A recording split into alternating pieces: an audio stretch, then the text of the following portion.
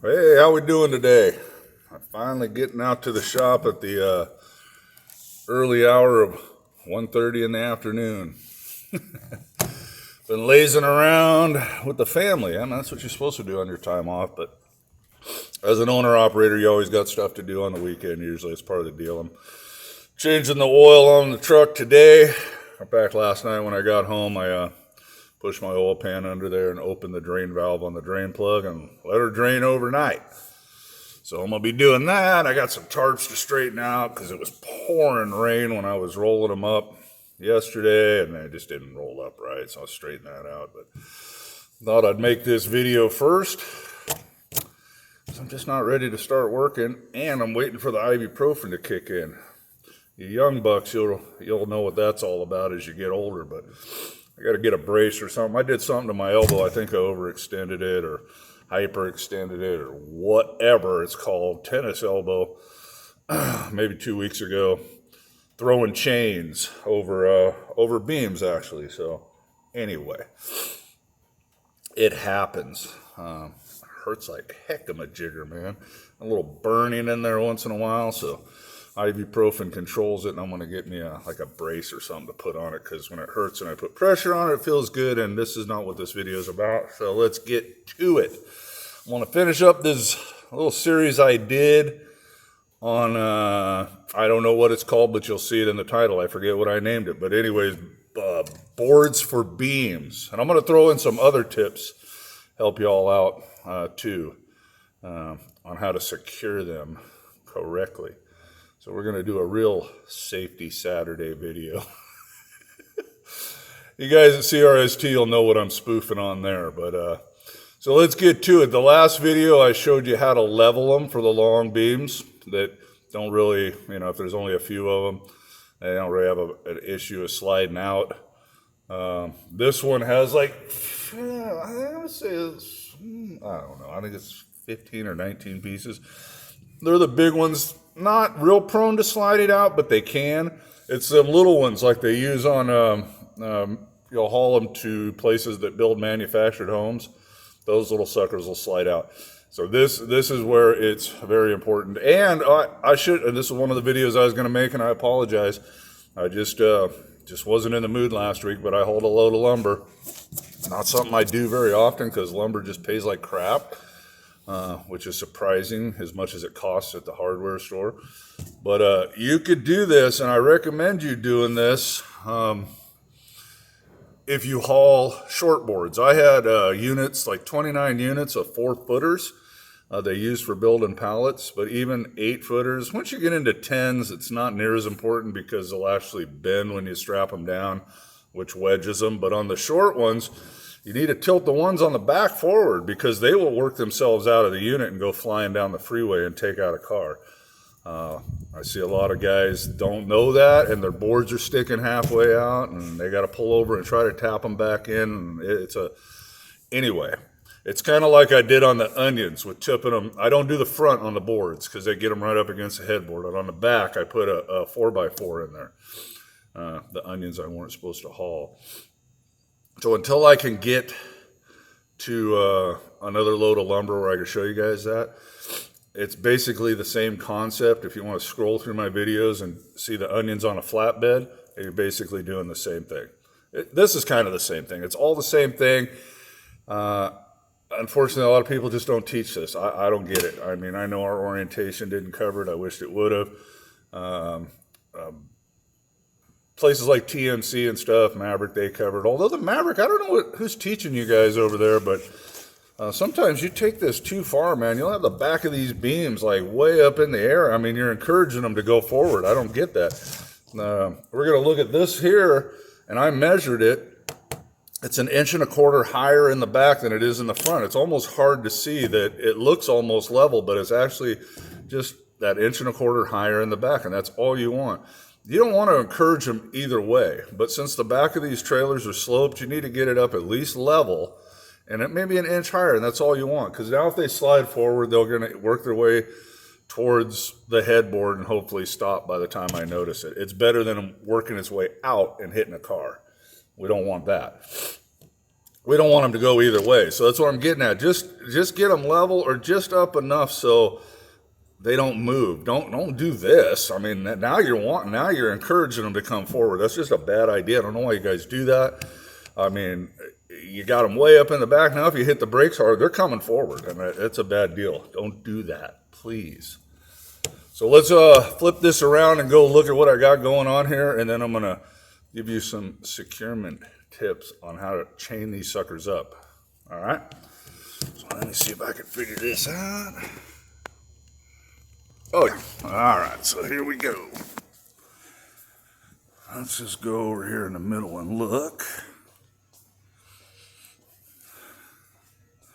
Okay, on the last video, and I'm going to post the videos, the 2 videos before this, down in the description. Just look down, description. There'll be 2 videos there. You can go highlight on them. So on the last video where I leveled the long beams, this was stood up. So it was the board and a 2x4 that's nailed to it, okay? The reason this is here is I knew I wanted just this, but this was on top, so that's why I was telling you in that video. You can still use this. You just flip it down, and now you got a 4x4 with a little extra, you know, whatever. Now you got a 4x6, either way, but you're only raising it 4 inches, Roger. So now, hopefully this is going to come out.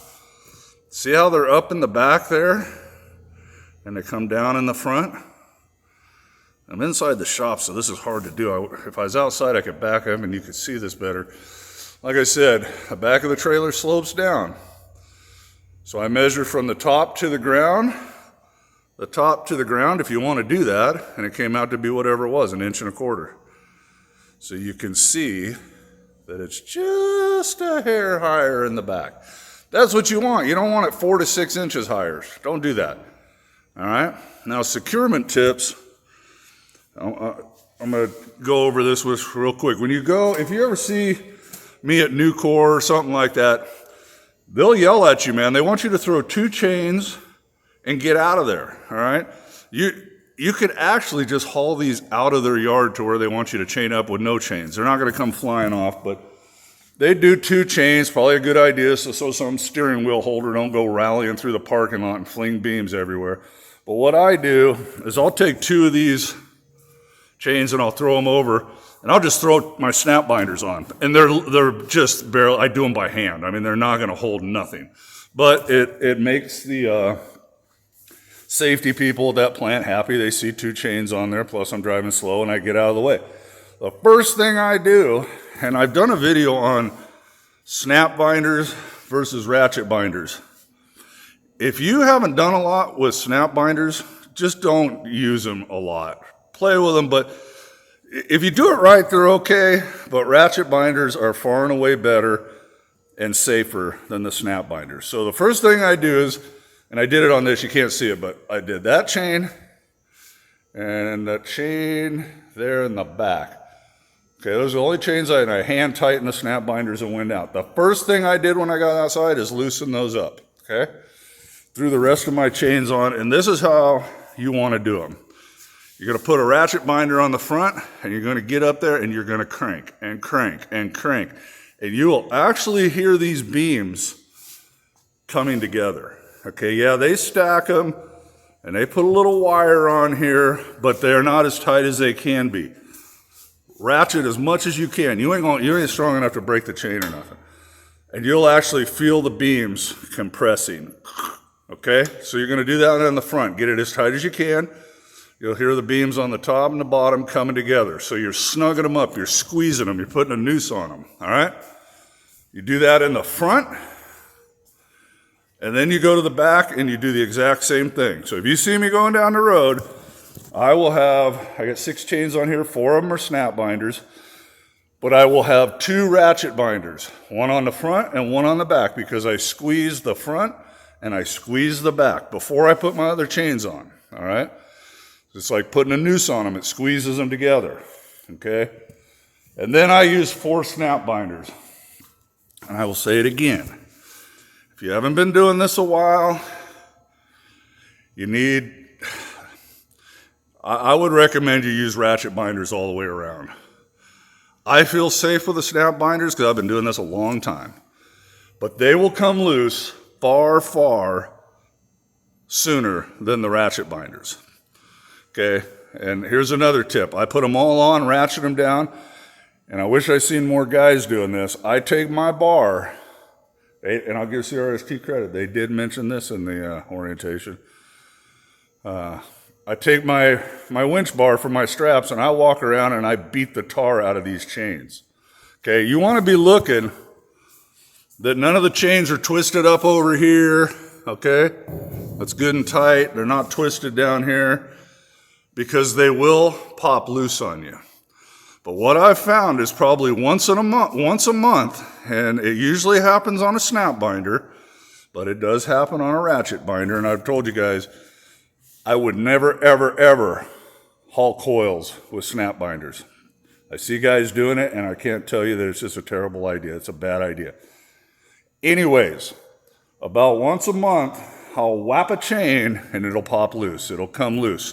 There was a kink I didn't see somewhere in it. Usually it's down here underneath. I'll get down here so you can see it. It's where I loop it around the pockets, and the spools actually. And I always do double spools if I can. These are all double spooled. That's the strongest. Okay, I'll use it around the stake pocket if I have to. But it's usually here or right here. It's on a corner. It was sitting on an edge, and when I hit it, boom, it straightened out, the chain loosened up. Hit them. Whack the crap out of them. Get your frustration out. Send some vibration through that and see if anything comes loose. Save your life. Save someone else's life. It only takes a minute. So that's what you want to do. See if anything comes loose, and then bungee them up, and you're good to go. I hope I covered everything.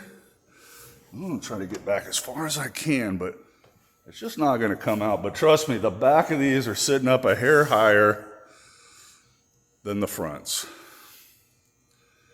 So if they do come forward, they'll slide forward in this area. Those tarps I got to straighten out. I mean, some guys, they'd be fine, but I have OCD, right? So we're going to straighten those out and do them upright, clean it up. But they'll slide forward that way. You don't want them sliding anyways, but at least come this way. You don't want to hit Mom and the kids in the minivan. Then another good thing about this, I know this video is getting kind of long, but these beams will cut into your 2x4s eventually, and they'll just wear these out. But the good thing is, even though it's only a couple bucks, these are cheaper than these. So that's why I don't nail 2 of these on top, because it'll tear these up too. When this board gets messed up, I take my crowbar, pry it off, and nail another one on, and you're good to go. Save you a few bucks, and you're good to go for a while longer. Alrighty. That was wrong, man. Okay.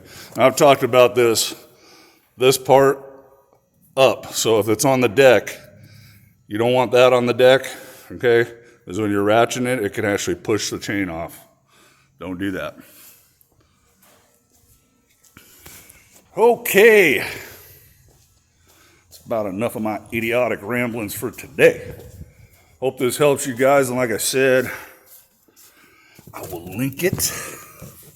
The videos to the other 2 videos is kind of a series, if you want to call it that, on how I built these boards. Not real hard, you just nail them together. The purpose of them, when I use them, how I use them, and this was the last step. Really, I wish I'd have got a load of those small beams for manufactured homes, because those are the ones you really want to tilt forward. I just don't haul them that often. They don't pay that good. And I've probably only done one of those in the last, since I've been back running over the road here at CRST. So I haul a lot of these bigger beams, and they're bundled up. And if there's a few of them like this, I think there's 15 or 19, I'll tilt them forward. If it's a half dozen or so, and they're big, big, thick I-beams, I'll just level them out and roll. And to each their own. Let's cover this real quick. You guys do whatever you want, man. But I see these guys, they'll throw 6 or 8 boards down on the deck. That's a lot of work. Focus. Is it going to focus? Come on, there we go. I use those 2 boards for everything. If they're longer, I move the boards up here. And I move them back a little bit. That's all you need. I don't know why you guys are putting 6 or 4 or whatever. I mean, that makes you sleep better at night. But 2 boards will hold those. I mean, unless they're real crappy boards, get you some good, solid, sturdy boards to use. Don't get some cheap ones, or if you have some that are rotted out, that's a different story. But if you got good boards, you only need a couple. But if you like digging them out and throwing them, hey, go for it, man. All right, y'all. That's all I got today. I got to get working. Man, not a lot of work. Fill it up with oil and change the oil filter. One of my beautiful trees came down. You see it? Yep. So I got to go out there and cut that up. All right, 15 minutes. That's enough idiotic rambling for today. All right, y'all. We'll see you on the next video. God bless you. Bye now.